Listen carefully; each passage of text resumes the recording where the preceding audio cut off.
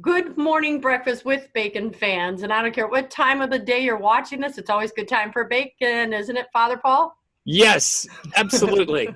It's always good. It's one of my favorite things to eat, literally. So I want to thank you guys for tuning in. My guest is a dear friend, and I can call him that, Father Paul Sullins. And he has been on my radio show, what, 3-4 times, I think? Yeah, something like that. But this is the first time we get to see each other, so I'm excited about that. But today's topic is not a happy topic. Let me quick introduce, we're going to be talking about the clergy sex abuse and the recent research done on it. But let me tell you who Father Paul is first. Forgive me for always reading the bios, but I don't want to shortchange you. Father Paul Sullins, Ph.D., is a senior research associate of the Ruth Institute. He recently retired as professor of sociology at Catholic University of America in D.C. Father Paul is a leader in the field of research on same-sex parenting and its implications for child development. He has written 4 books, I'm impressed, and over 100 journal articles, even more impressed, research reports and essays on the issues of family, faith, and culture. And I don't usually read the whole thing, but I want to because they need to know for the sake of today's show what you do. So you continue as research professor and director of the Leo Initiative for Social Research at Catholic University, as well as director of the Summer Institute of Catholic Social Thought. He also serves on the board of the Society of Catholic Social Scientists. There's a lot of societies I wasn't aware of.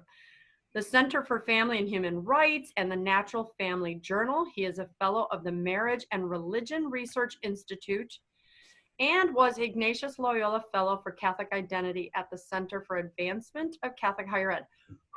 However, he's not just a smart guy. He's a former Episcopalian priest who converted and came to the dark side. He's now a Catholic priest, but that means he's married. You got to be married before you came in. That's right. You're a beautiful bride, and you have been together how many years? Oh, you would ask. 30. Well, we're married in 1985. So what does that make it? 38, 39 years? Yeah. Yep. Yeah, 35 years. 35 years. Okay, sorry. 35 years. So you have 3 children. 2 of them are adopted. And they're kind of old now too, right? Yes, they are. Our oldest is 41. Whew, so you don't have to raise them. No. I can take these off now that I read that. Great. Right? Great. So I want to let our viewers know, which is obvious you're wearing a collar, and anyone who knows me already knows this. Because of the nature of today's show, we are still very devout Catholics. We love the Lord. We love the church. But sometimes we have to talk about the tough stuff. So none of this means run from the Catholic Church. You know, God says, speak the truth and the truth will set us free, but speak the truth in love. And that's what we're going to do today. So Father, you really wanted to talk about the latest USCCB audit report. What is that? And welcome. Let's kind of go with that. Thank you. Thank you very much. Well, I just want to give a shout out and thanks to the Ruth Institute, which has funded most of my research, including this most recent report. When people can remember back to 2002, there was a huge scandal of clergy sex abuse in the Catholic Church where they discovered lots of abuse by priests and kind of covering up by bishops. Mostly back then, not so much the cover up, but the abuse by the priests was the big discovery. They commissioned a report by the John Jay College of Criminal Justice to find out how widespread the scope of the abuse was. And John Jay researchers reported back that over the past 70 years, there had been 4,300 allegations of abuse against a large number of Catholic priests. Most of them,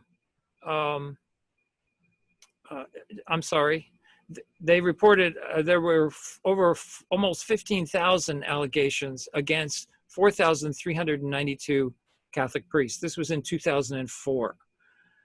The church, the bishops met and commissioned a program to protect children and to keep tabs on the amount of the abuse in the church. This was called the Charter for the Protection of Children and Young Adults. And that mandated that each diocese each year report any new allegations of abuse that they had received in the past year. Okay. Those reports are audited each year by the Stonebridge auditing firm in Massachusetts. And the report is published on how much new incidents of abuse or allegations of abuse have occurred in the church in the past year, and also about different elements of compliance with that charter. So that's called the Charter Audit Report. First one was published in 2004, and we've had one each year. And each year they would report a certain number of new incidents, which would be in several hundreds. There were just under 300 in 2014. By 2015, it tripled to 900. 2016, it went up again to 1,300. In 2018, it was just under 1,500. But the reason that I really want people to know about this today is that last year in 2019, they reported 4,434 new incidents of clergy sex abuse that had occurred in the church. Now, they didn't all occur last year. But they were reported. It occurred over a long period of time. And is this America or around the world? This is just in America. Oh. Yeah. And what's so shocking about this is that this number is almost 35% as many as were originally reported in 2004. The number of new perpetrators that were made known last year was almost 2,000 new perpetrators that we didn't know about before by means of these allegations. Now, most of these events happened a long time ago. A large number of the perpetrators that have been accused are dead or have been accused before. So I'm not trying to make minimize it. Yeah, I'm not trying to exaggerate this, but a large number of the allegations turned out to be credible and against new priests that had not formally been abused. And so last year we had a total of 142 Catholic priests in the United States permanently removed from ministry due to sexual abuse behavior in different ways with minors. Most of these were with boys, most of these were in the past. But that is about 6 or 7 times as many as in any prior year that we've had these audit reports.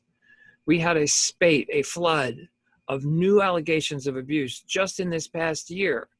Now, to put this in context, we had, as I said, almost 1,900 new perpetrators that we learned about last year. 2 years ago, you may remember that we had the grand jury report from Pennsylvania, right, that shocked everyone, and we were it was in the news, and we were very concerned about trying to get to the bottom of what seemed to be continuing repeated reports of abuse. In 2018, the grand jury notified us of an additional 271 priests that we didn't know about before that had been engaged in abuse. But last year in the USCCB audit report, we learned of almost 1,500 new priests that had been involved in abuse, 5 times more than we learned about in 2018. And what's concerning to me is that this revelation hasn't gotten much attention. We haven't gotten a lot of concern, a lot of media that's been expressed about this. It's just kind of ho-hum. It just kind of breezes right by us. And you have reasons you believe that happens. Yes, I do. One of the surprising things to me is that this strongly confirms what I predicted in a report that came out last year.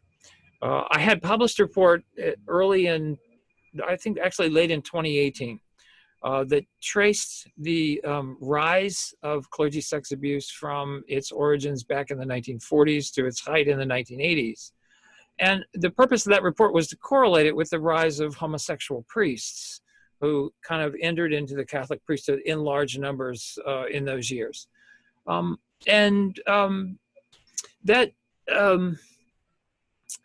the number of abuse incidents that occurred in the 1980s was peaked in about 1983 or 1984 and then started to decline.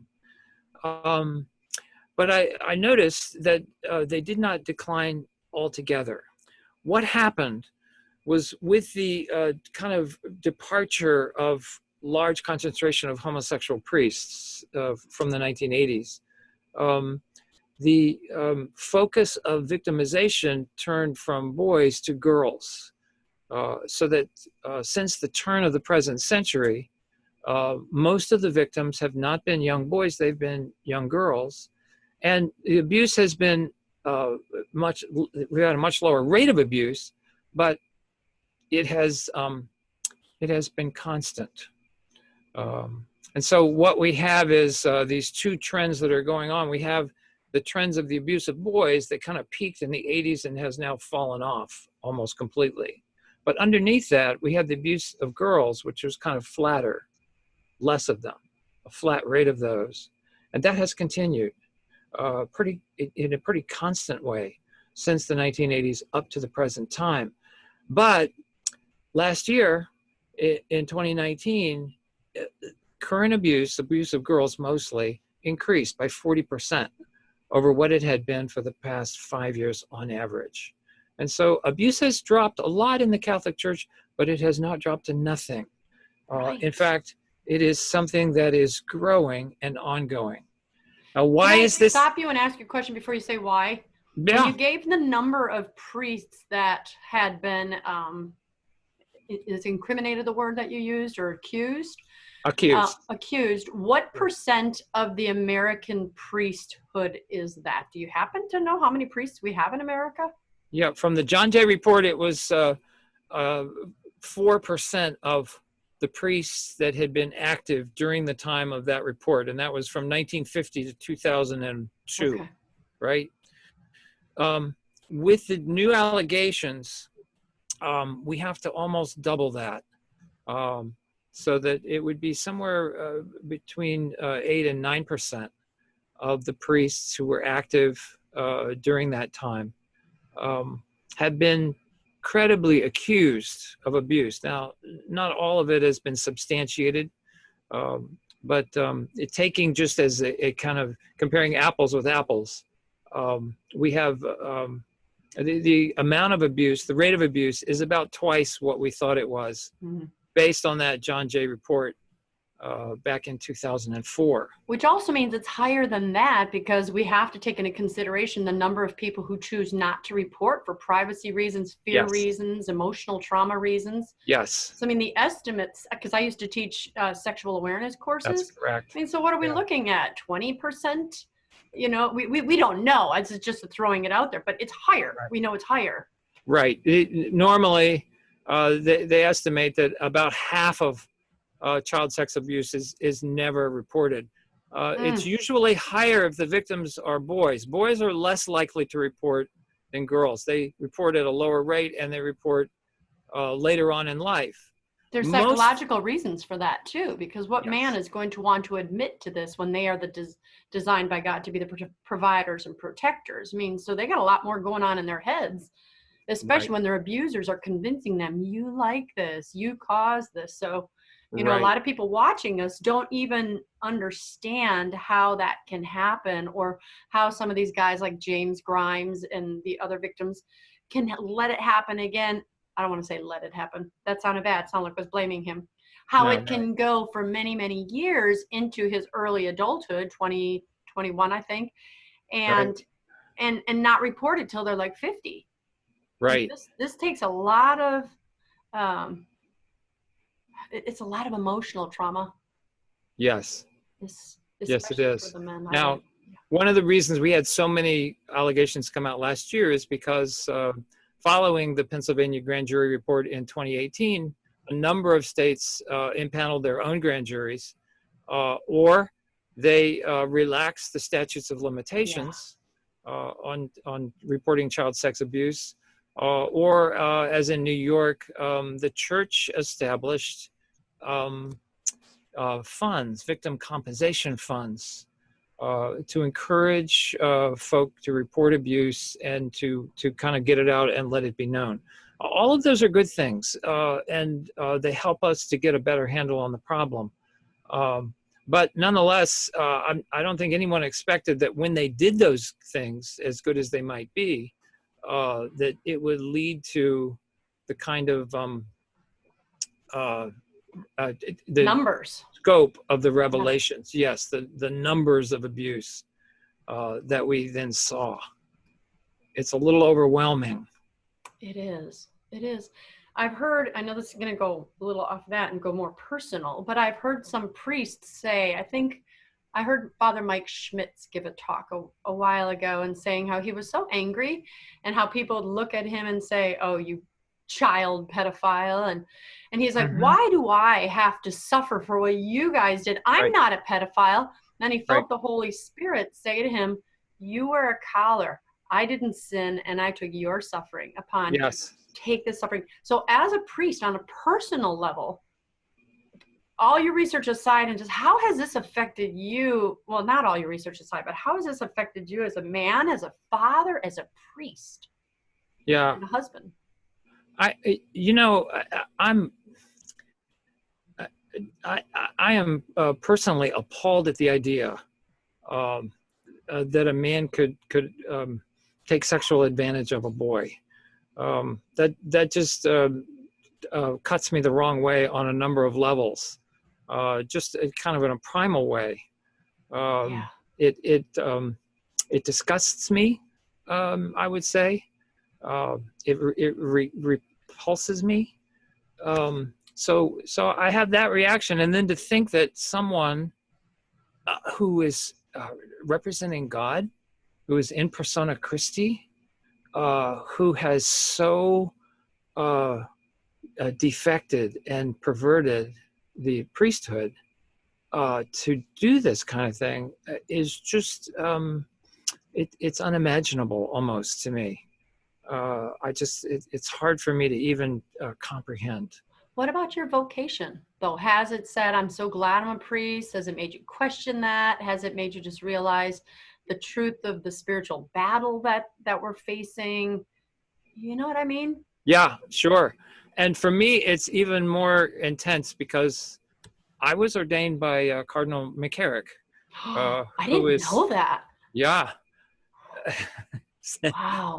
Who we have found out is one of the major offenders. Ex-Cardinal McCarrick, right? Ex-Cardinal McCarrick. So if anyone is going to accuse me of guilt by association because I'm a priest, I'm very susceptible to that.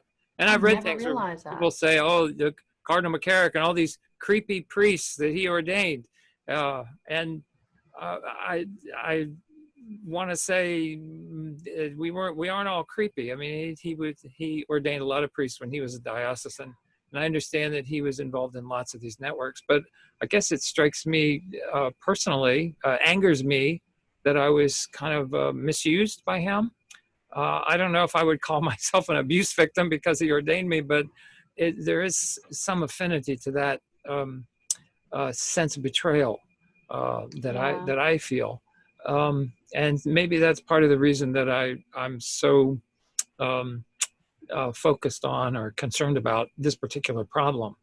I would love to see the church come to a place of holiness and purity with regard to this problem of abuse. Well, there really are two problems. One is the problem of the abuse itself.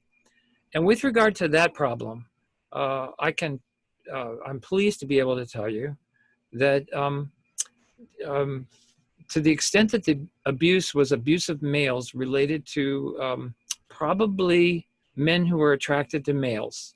They may not have called themselves homosexual, but the behavior they were engaged in was male-on-male abuse or predation. To the extent that that was the problem, that has pretty much gone away. We started in the late 1980s and on into the 90s to ordain fewer and fewer homosexual priests. Intentionally. Intentionally. Okay, good. I didn't know that.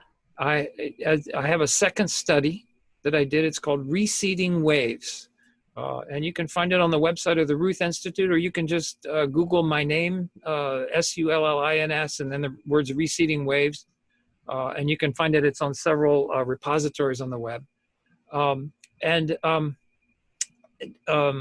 In that study, I show that since about the year 2000, we have, I'm not able to detect the ordination of any homosexual priest using the same statistical tools by which I was able to find a large concentration of homosexual priests in the 1980s.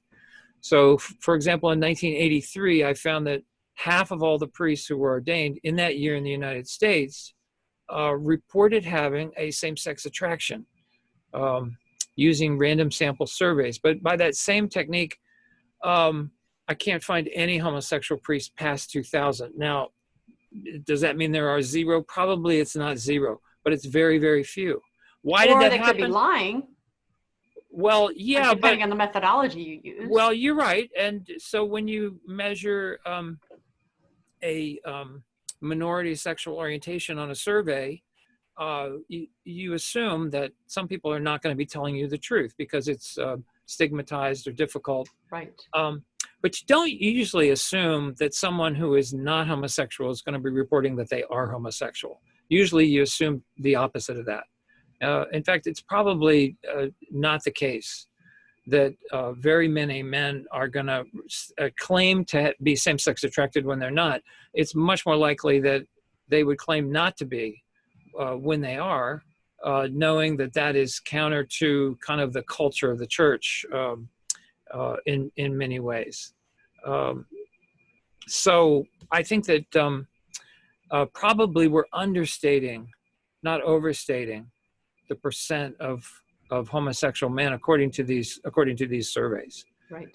However, I think that this has happened because of two trends that have come since the 1980s. Number one, younger priests, that is, priests that have been ordained in more recent years, are much more faithful, committed to the mission of the church than their older counterparts who were ordained back in the 1960s and in the early 1970s.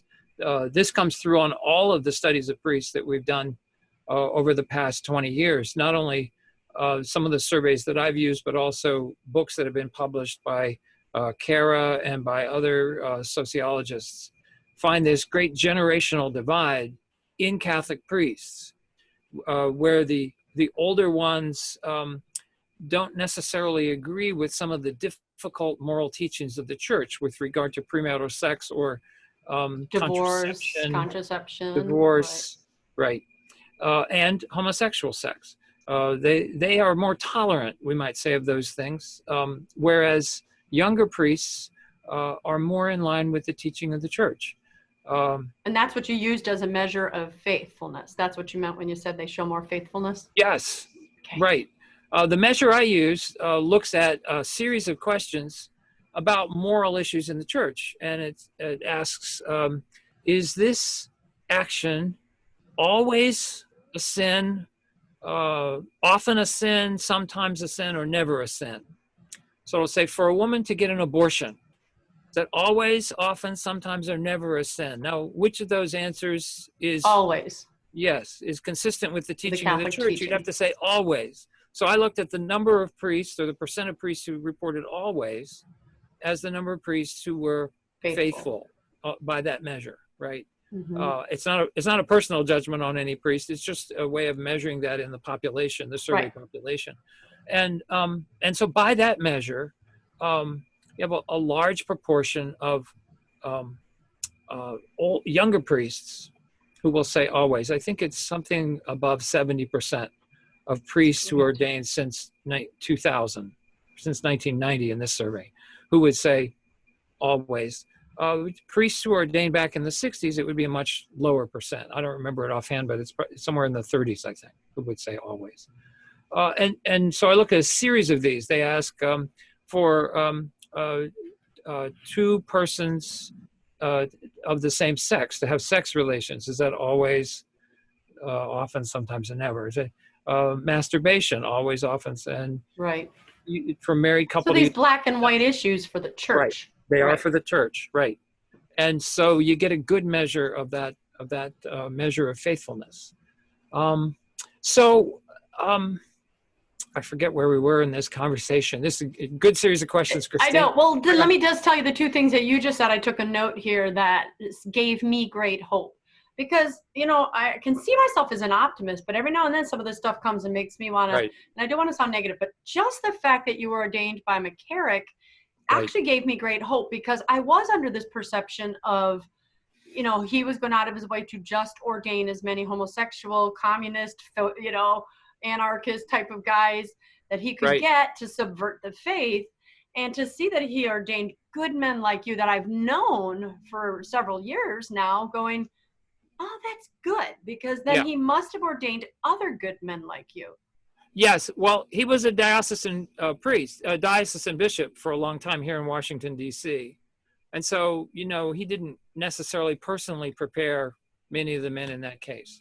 Right. And I was a priest that he inherited. I was already ready to be ordained when he became the diocesan. So he inherited me from Cardinal Hickey, his predecessor. And he was gracious enough to go ahead and ordain me anyway. Well, and the other thing that gives me great hope is the second thing that you said, that these younger men are more faithful, because I believe the Lord is just rising up an army. He knew all this would come to the fore. I mean, he let it percolate. Okay, Satan, do what you can do. Think you can ruin my church, but let's see now what you can do. And he gave him his 100 years. The smoke of Satan has entered the church, and so God knew who he was planting in there and who he was calling. So that is like the happiest part of the show so far, going, go priests. Yes. I have faith in these young men who will lead my children and lead me. Yes. We call them the John Paul II priests. And the reason they had such a great influence on ordinations is interesting, because it has to do with the clergy shortage, the so-called clergy shortage. I don't think we really have a clergy shortage, but we have fewer clergy than we used to have. So people call it a shortage. I call it a shortage because we don't have at least one per church. You got them still sharing churches, but that's another radio show, right? Yeah, another YouTube show. Right. When you have cluster parishes, to me, that's a shortage. Right. Okay. That's just Christine Bacon. It would make a good radio show to do. We'll do the next one. I think you can't have too many priests, and I think sometimes in the 70s, you think we can have too many? Yes, I think you can, and I think that in the 70s and 80s we had too many priests. It's much better to have a very few priests who are on fire for the gospel and who lay down their lives for the people that they serve, than have lots and lots of priests and they're kind of nominal and they want to live a soft life and they're into clericalism. I think that in a way it's a blessing that we had fewer priests. He's siphoning off the chaff. Remember the story of Gideon attacking the Midianites? And God said, he had like 30,000 in the army, and he says, get rid of them, get down to 3,000. No, get down to 300. 95% of his army he got rid of. To stay home. Yeah, and then God said, well, get rid of some more even. So he had some tests, and he got down to just 300 men. But they were 300 very committed men. Who fought against an army of I don't know the size, but it was very large. And they won because they were dependent on God. Now, I think that that's where our church needs to get. Right now, we are secularized. We have lots of crazy ideas that come out, even from the clergy. And we have dioceses that are more interested in maintaining their perquisites and their financial status and their prestige. than they are in really laying it down, laying everything down to serve the Lord. When we get to that point, I think that the church will actually be in a much better place than it is now. So this relates to what I was saying about the coming of the younger faithful priests, because what happened when the clergy numbers started to decline back in the 90s, they were declining before that, but in the 90s, a lot of the bishops got the idea that in order to attract new young priests, they should have new engaging young priests in their vocations ministries. The ones who knew how to build websites and do social media and so they put younger priests into all of these roles. Well, the younger priests were the ones who were very, very faithful. And to this day, the vocations ministers in most dioceses tend to be younger on average than the priests at large, right? Well, they have to be. You know what the average age of a Catholic priest is today, by the way? Is it like 318, something like that? Yeah, something like that. Yeah, we were here when the dinosaurs were. Was fire invented? Okay, just no, isn't it something 60, like 69, 69 years of age. And most think about dioceses that. have a Half- required. Half of Catholic priests are over the age of 70. They retire at 75. They can retire. And a lot of them are working past retirement. But what we have is a huge attrition in priests. We're losing priests in great numbers today because of the age, but we have this group of younger priests now who are coming up. And so this started in the 90s, and they put these younger priests in charge. The younger priests said, well, we're not going to ordain any homosexual men. Why not? Because the church has clearly for a long time taught that homosexual men are not eligible for ordination. And so what we have even to this day among the younger priests is a revival of the theology of paternity that underlies the vow of celibacy. And this is an old idea in the church, but it's really being expressed in new ways today, which says that when a man abstains from sex relations, he lives in chastity. He's doing a very different thing than a priest is doing when a priest vows celibacy. Because when a priest vows celibacy, what he is doing is renouncing any possibility of marriage and family for the sake of the kingdom of God. He's not just saying, I'm going to live in continence. I'm going to, for some sense of convenience or being more available to people, I'm going to abstain from a wife and family and abstain from sex relations. He's saying that I'm going to lay down my natural gift of paternity for the sake of the gospel, so that God will raise up that paternity that's in me, that charism, and he will produce spiritual children for the kingdom of God. Wow. And so it's a man who renounces wife and family. A man can only renounce wife and family if he is eligible to have wife and family. If he is capable of having a wife and a family. And so the church has taught tacitly for a long time, since the Middle Ages, and explicitly since the 1960s, that if a man is homosexual, he's not capable of Catholic marriage. He can't enter into the kind of relationship with a woman that will be fruitful to produce children and to have a wife and family. A man in that state can't make the renunciation that's necessary for celibacy, because Can't renounce that which you're not inclined to anyway. exactly. I never knew that. Yeah. Benedict XVI said this most clearly, as he does many things, but he says for a homosexual man, celibacy itself would not be a renunciation. Okay. Keep Right. going, because I was going to talk about those 3 C's. Yeah. It's not, so I'm a lay person, Yeah. and I always thought celibacy meant you don't have sex, but I've listened, like Dr. Taylor Marshall, and said Right. that you actually take 3 separate vows: celibacy, continence, and what's the other one? Chastity, Okay. right? Is that it? Yeah. So sure. celibacy technically means you're not marrying. Continence means you do not have sex. Right. It means masturbation or any kind of sex, right? That's right. And then chastity, how's that different than continence? Is that like body, mind, spirit, or? I know all my viewers, I didn't prepare him for this. We were talking about the sex abuse scandal, so we're just kind of conversing together. Right. Are you aware of those three? Chastity means that you relate to someone sexually within God's plan and not outside of God's plan. Okay. So you can be married and be chaste, meaning that you're faithful to your wife. And for a man, you treat your wife with respect and dignity. You respect her body. If your practice, as many married couples do, natural family planning, it's a way of engaging your sexual partner with respect and knowledge of the ebb and flow of fertility and of the capabilities of their body, both men and women. Well, that's kind of a way of putting the details into chastity, which is this attitude towards someone that I'm going to love you, but I'm not going to love you like I would like selfishly to love you, but I'm going to love you like God loves you. Beautiful. And so when you love one another for the sake of God, you are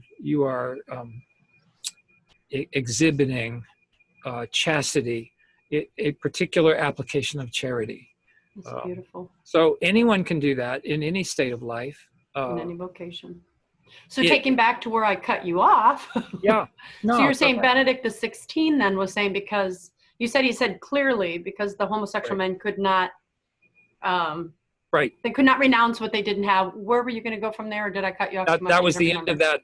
That was the end of that particular topic. Oh. Yeah.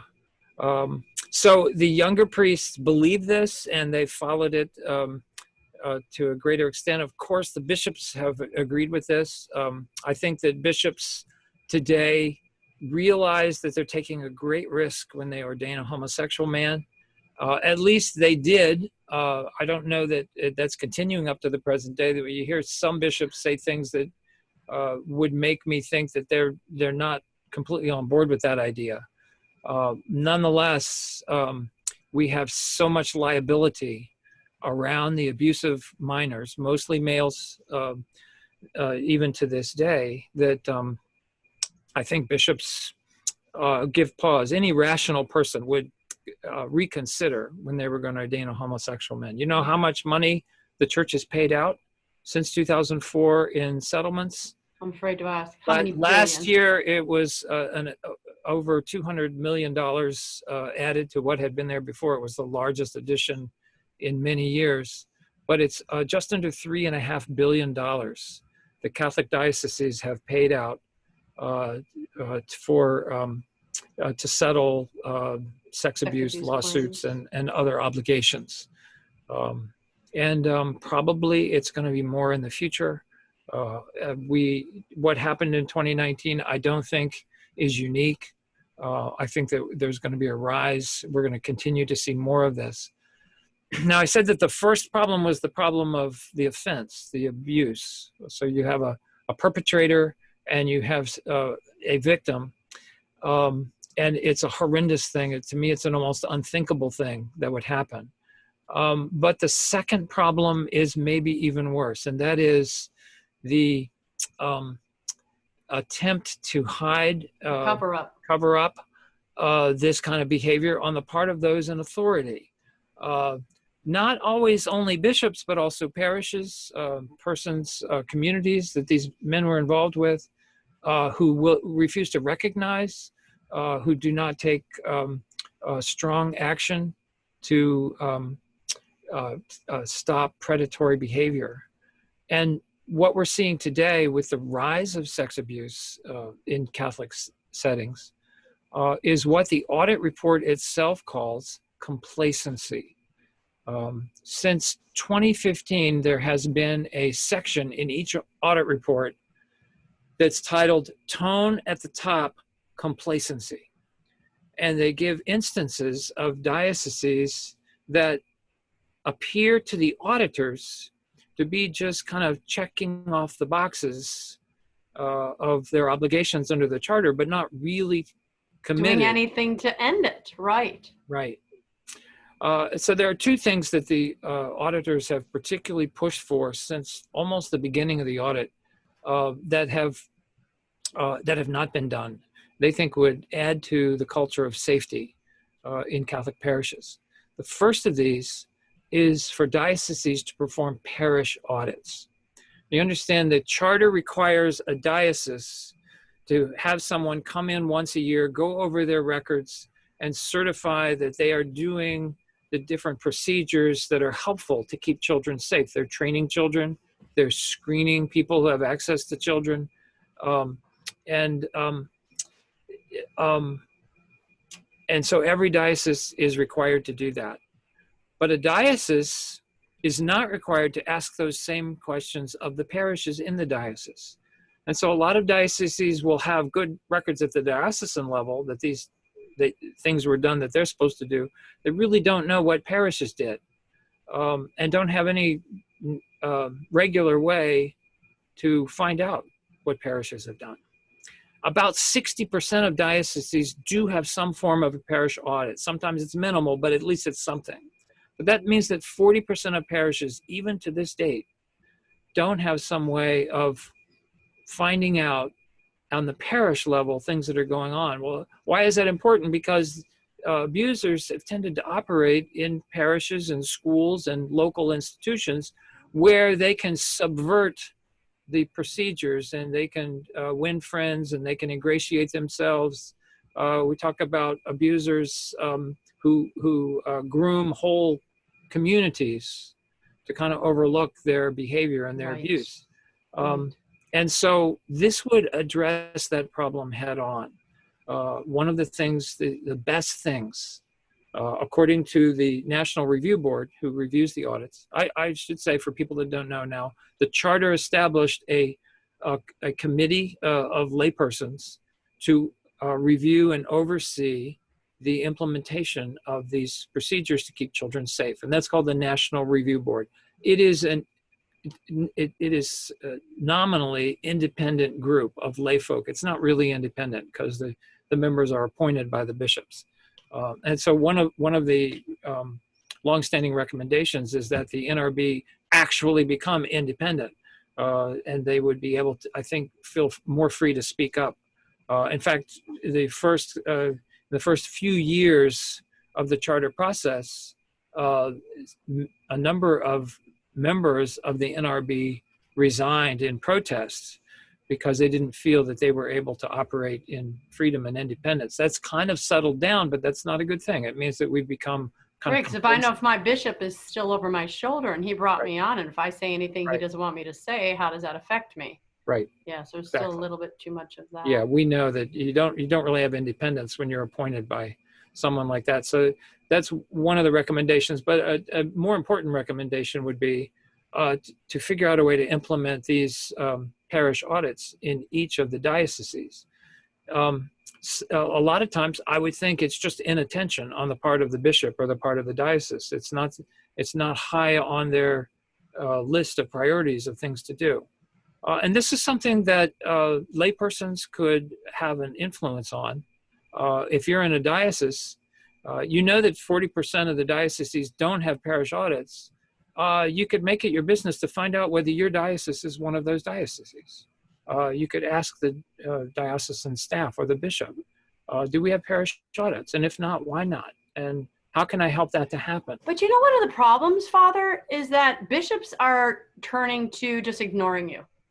I mean, I'm in the parish council for my church, and I'm not saying specifically any, but I'll just leave it at that.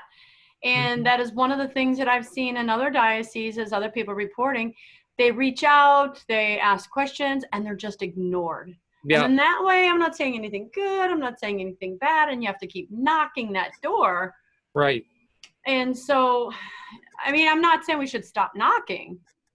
But you're right. People should ask and then just keep asking again. Right. Do we or don't we? And cause grief. The squeaky wheel, I guess, gets the oil. Right. Let all of our viewers know. Keep doing it. Don't give up.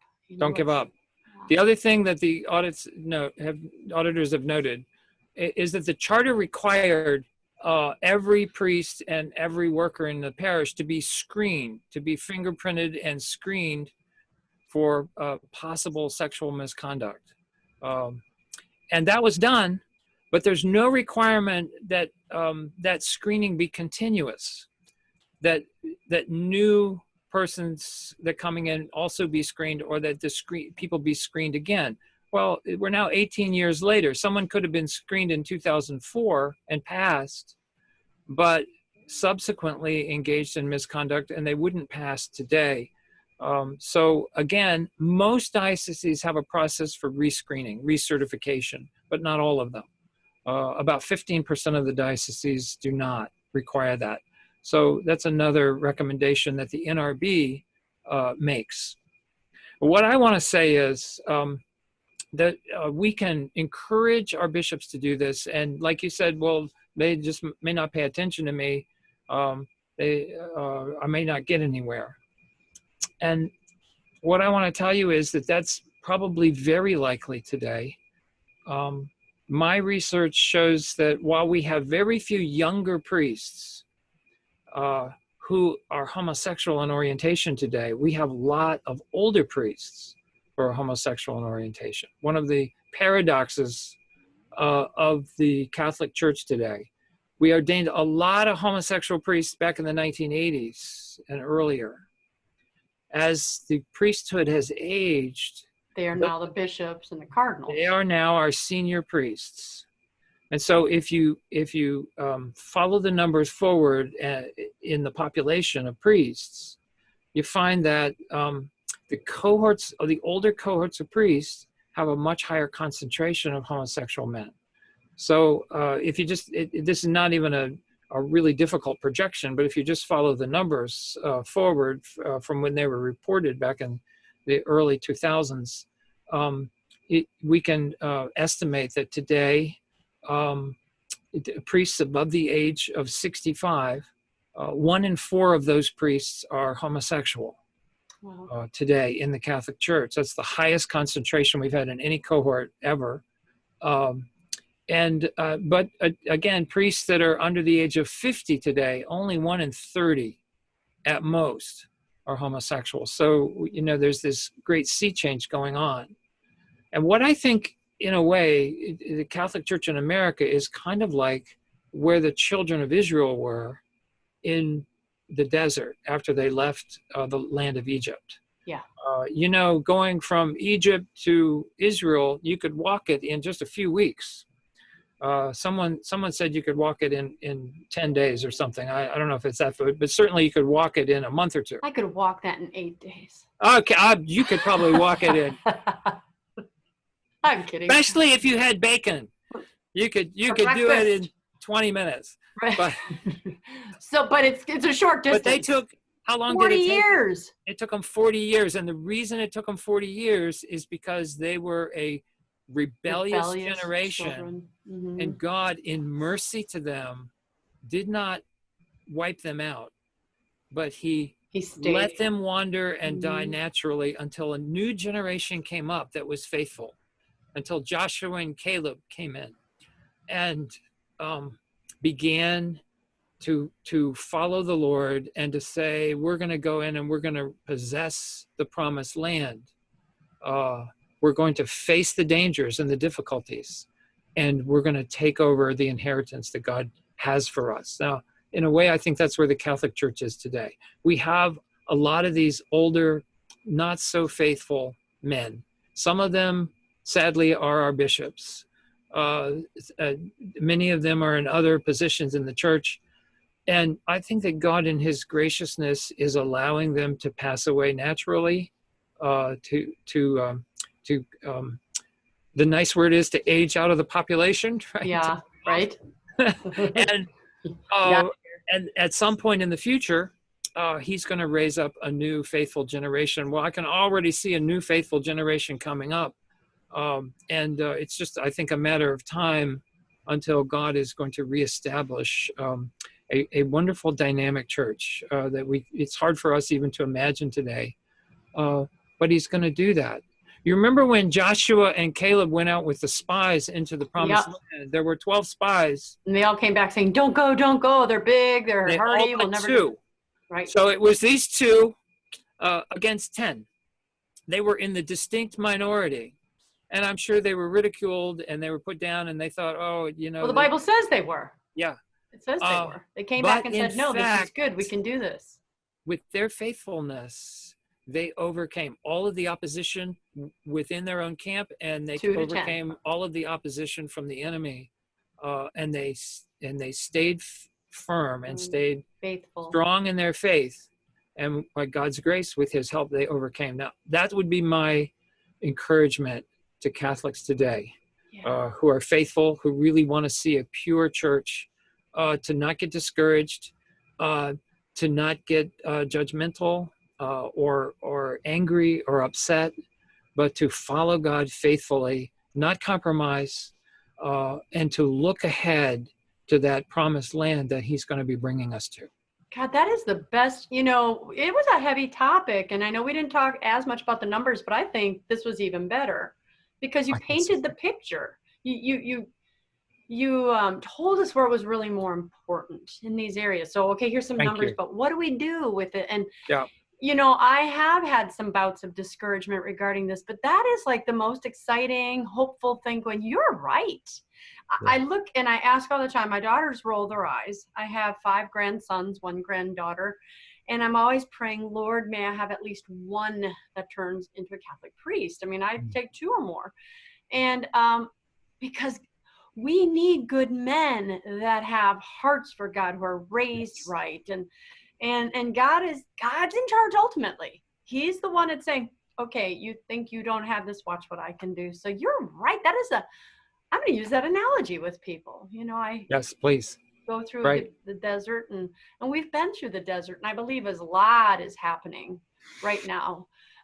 Because we're coming close to our hour, I want to ask you 2 questions. Well, one is a question, and one's a statement. Well, they're kind of. So the first one is a statement. It says, finish this sentence. When I die, I will know I have made a difference if. Wow. Deep, I know. Well, I don't know if I'll know when I die. I might know after I die. Okay. And I face the particular judgment. And my understanding is that I'm going to hope to hear something like, well done, thou good and faithful servant. And I don't know that I'll be in a position really to tell that. A lot of times we make a huge difference and we don't know it. We will just touch someone in a way that's to us is kind of trivial, but to them it's hugely life changing. And the world, I think, often turns on those kind of things. I think that thinking ahead now to my death, I think that I know that I'm going to make a difference in the world, mostly because I'm able to love my wife. I think the most important thing for me to do as a human being is to learn to love her and to hold her up. And next to that, and in some ways elbowing that aside, is my vocation and call to be a priest and to hold up God's people. I have these 2 vows, sometimes competing vows, but I try to be faithful to both of them. And the vow to my wife came first, so I hold that first. I honor that first. Now the way that works without degrading my priestly vow is that my wife is as committed to my priestly vow as I am. Yes. She approved of that. It was done with her permission, you might say, but also her collaboration. So she sees herself as a co-minister in a way, not formally in any way, but no. But when someone's dying and you have to leave the house at 2 a.m. to go give last rites, she respects that invitation. I call that the invisible elbow. That I get the elbow in the side saying, "Hey, it's time for you to get up and go do your work." So she encourages me with that. She makes me, I think, a better priest than I would be if I wasn't married to her. And I think being a priest makes me a better husband than I would be otherwise. So those two work together. I don't know that that would be true in lots of other situations, but it's true in my situation. Yeah. So I think that that's my best hope for grace in this life. Um, I have a particular call in my work with the Ruth Institute and in the research that I do um, to look at things that I have the skills to find out about that a lot of people don't have, and to look at them and to try to tell the truth, even though it's an unwelcome truth, and sometimes The will truth shall set you free. yes, You got to right. do it. Yeah. So I want to be at a place where I can have clarity of spirit, where I can know that I did tell the truth. I remained faithful to that. St. Paul says, in thinking about his death, I have kept the faith, right? And that was his judgment in a way, of himself. And so I want to do that same thing. Follow in the steps of my namesake and say, I want to keep the faith and speak it as clearly as I can in places where in our culture it's universally denied. And even in the church, it's not going to be necessarily received well. I want to speak that with clarity and with grace and with utter conviction and truth. So that was a good question. That was a great answer. Well, thank you. We could do a whole show too on married priests and celibacy and stuff, because I've heard some great answers from priests on. Anyway, so maybe we'll do that on a future show. Sure, I would love to. Okay, good. So you guys heard him. I got video proof of that. So one last question before we go, and it's actually more of marching orders. You know me because you've been on my show several times. I do not like to just do a show and people go, oh, that was really nice, and then go live their lives. I want to change lives. So I ask you, name one thing you'd have our listeners do differently as a result of something they heard today. My viewers too. Yes, well, that's easy because I mentioned it already. But I would say call your diocese. If you're Catholic, call your diocese, or talk to your bishop if you have access to that, and say, do we do those parish audits? Do we require the recertification of persons who have access to children? Say to them, did you know that one of the problems noted in the audit report is that dioceses are complacent in implementing and maintaining these standards of safety for children? So, in what ways do you think our diocese is complacent? Kind of rattle the cage a little bit, nicely, with grace, always with respect and reverence toward our bishop. But say, Holy Father, how can we do better on this? I'm concerned that we have growing number of children who are being abused today. It's not a large amount, but we don't want it to become a large amount. We want to keep that virus declining and want it to disappear. Right. If we can't solve the other virus yet. So we need our spiritual social distancing. Yeah, there you go. That's right. So how can we do better? That's the one thing that I would encourage everyone here to do, because it really would make a difference. It does make a difference. One last thing, I have a friend here who was trying to start a Courage and an Encourage chapter, and you may know what they are. Courage is the Catholic ministry for men and women who are struggling with same-sex attraction, who want to also live their Catholic faith with chastity. And it's a struggle to have those attractions. And so Courage is for people who can walk alongside of others who are also dealing with that. And then Encourage is for the family members of those dealing with same-sex attraction. Well, he had been trying to get permission from our bishop to open up an Encourage chapter, and wasn't getting it. He was persistent. He pushed, and just this week we were given permission. And so praise Hallelujah. God. So what you're saying is verified. It's true. It's awesome. So Father Paul Sullins, I could talk with you forever. You have a brilliant mind, but you have a humble spirit, and you know I love you. So I'm going to ask God for blessings upon you, your marriage, your ministry, that we keep you for many more years. So you better keep on exercising. Okay. We're going to keep these good priests. I'll do it. And if any of you is interested in, Father Paul Sullins, how can they find you? RuthInstitute.org has an archive of my recent work. You can find me there. My email address is Sullins, Sullins, @cua.edu. You can email me there any questions that anyone has. Particularly if you want to get a copy of the reports that I mentioned today, and I have some PowerPoint slides that illustrate them, I'd be happy to send them to anyone. Just send me an email address and I'll send you a link to a cloud drive folder that has all of that information in it.